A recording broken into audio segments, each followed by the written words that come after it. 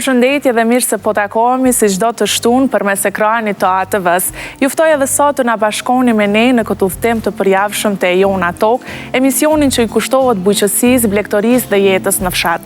Një udhëtim mes fushave të gjelbra, stallave të përkushtuara dhe njerëzve që nuk rreshtin së punuari për të mbajtur gjallë traditën, por edhe për të sjellë inovacionin në bujqësi.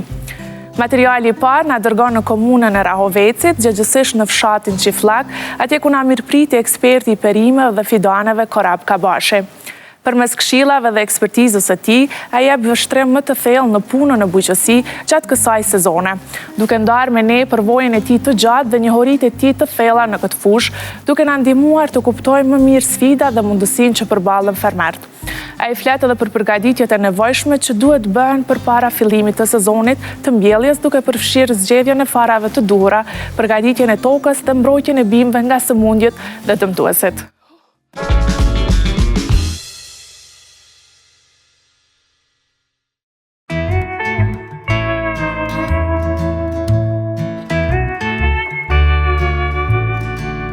Korab Kabashi, një punëtor që ka trashëguar punën në bujqësi qysh nga gjyshi, e sot e vazhdon me vëllezërit e tij. Në këtë sezon të pranverës, na flet për fidanishtet dhe gjithë përgatitjet që bëhen, duke filluar nga fara e deri te konsumatori.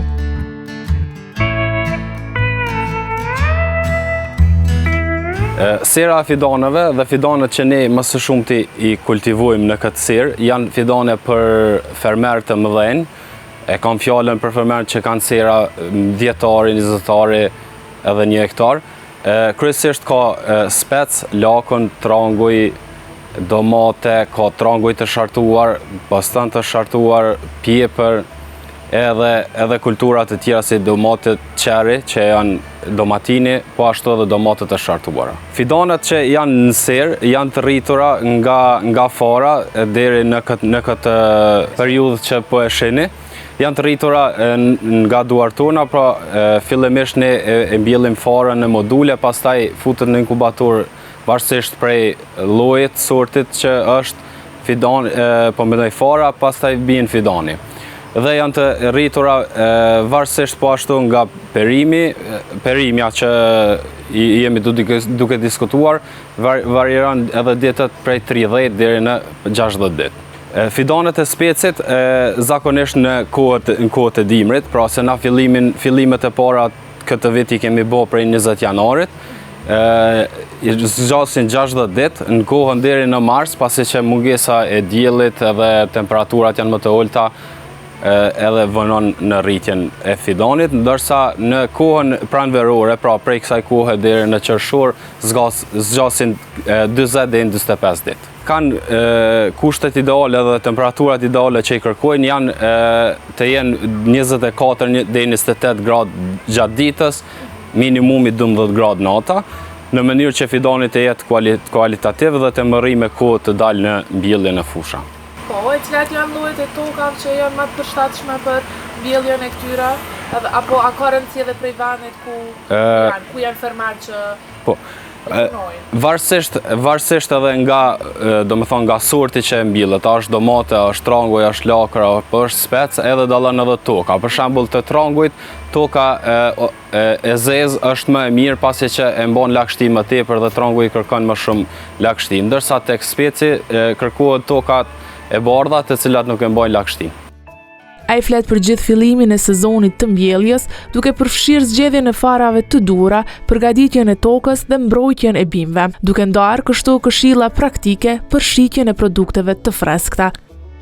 Na këshilla ju japim varësisht nga cila bimë dhe varësisht nga cili lloj i bimëve ata drejtohen për ta mbjellur në sera, por këshillat kryesore janë që të kujdesen sa më shumë me mos keq përdorimin e pesticideve, që të kujdesen me ujitjen ta bëjnë me kohë, ta bëjnë me sasi të duhura, mos me qit as më shumë as më pak, por vetëm sa kërkon bima, varësisht edhe prej kohës për këta fermerë që e kanë në serë, ne i sugjerojmë edhe për hapjet, për ajrosjet sa më të madhe të serave. Çdo vit e më shumë jemi duke zbuluar gjëra të reja, po mendoj jo ne, po ne mësojmë nga shtetet e tjera.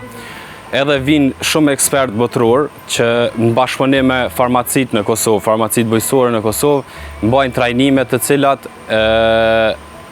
i mësojnë bujqit që të përdorin sasin e limituar dhe po ashtu edhe rregulloret e Bashkimit Evropian cilat na tregojnë se sa duhet me përdor sasi të plerimit, sasi të ujitjes, sasi të pesticideve, të herbicideve dhe varësisht me çka punojmë. Këtu në fidanishte na punojmë kryesisht me plera organik, pra janë të lëngshëm, të cilët janë edhe bio dhe nuk kanë asnjë dëm as tek njeriu, as tek bimët. Mirë po në fusha përdoret edhe plerimet të tjera të llojit granul ose kristal. Mirë po asnjëri nga ato nuk janë të dëmshëm pasi që janë të lejuar me rregullore të Bashkimit Evropian, nëse përdoren me sasinë e përcaktuar, nuk janë të dëmshëm. Kryesisht kur teprohet me përdorimin e plerimeve, asnjëherë rrallëherë ndodh që ai produkt të shërbehet në tavolinë pasi që bima vetë shkatrohet në fushë dhe nuk e lënë me dhonë prodhem as sasi për me shit dikon. Zakonisht teknikat që i përdorim ne janë duke u përkujdesur dhe duke i bërë spërkatje me preventiv. Shumicën e produkteve, çdo vite më shumë është duke ardhur dhe duke u krijuar një produkte të reja që janë bio, të cilat nuk kanë karencën më të madhe ndoshta e kanë 3 ditë, gjatë cilës ku nuk ka as prodhem as gjë. Varësisht nga cila smundje, pëzojmë shembull që ekziston në atë parcel, e cila identifikohet ose nga përvoja e mëhershme që kemi pas, ose nga agronom të cilët janë të zonës këtu, që na vizitojnë shumë shpesh dhe me të cilët punojmë. Ne e dim se me çfarë preparati me u eliminua ajo smundje ose edhe sasia. Sasia zakonisht caktohet nga kompania e cila prodhon. Pra, kompanitë e kanë në etiketën e tyre që sasi sa është e lejueshme për më përdor, që mos me bëu dëm as bimës as njeriut.